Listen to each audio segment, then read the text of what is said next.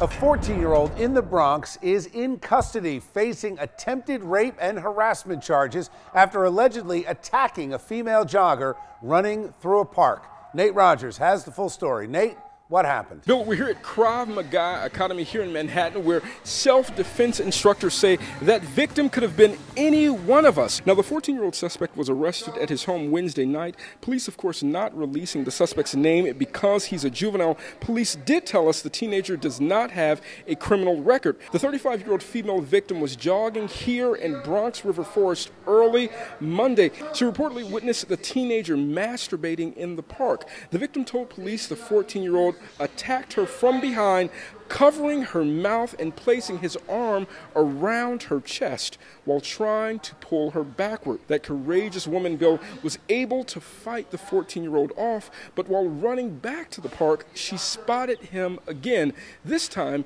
she took a picture of him with her cell phone. And Bill, police say someone recognized the suspect from his picture that had been circulating in the media. That's how they were able to go to his address, locate him, and arrest him. That's the main thing with self-defense, is to do as much as you can to get away. We're not trying to stay and fight, we're trying to escape the situation.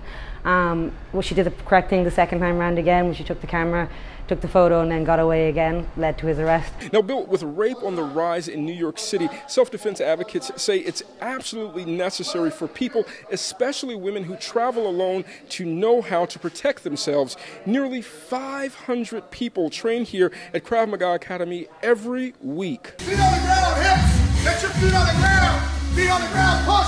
I think it's a terrible thing to be afraid. I think everyone should be able to walk around and feel confident in their ability to take care of themselves. Finally, Bill, here's a tip for our viewers that may be watching tonight. It's an easy demonstration of how one can possibly fight off their attacker if approached from behind.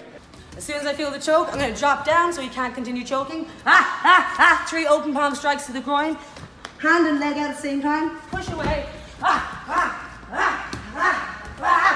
Now, also, Bill, self-defense instructors tell me if you're not able to pull off some of those moves, you should first at least yell to the loudest of your ability, trying to attract some attention to yourself so someone will hear you. Also, aim for the soft spots, those soft spots including the eye, the nose, ear, jaw, the throat, the groin, anywhere where you can cause pain, of course, to protect yourself and get away.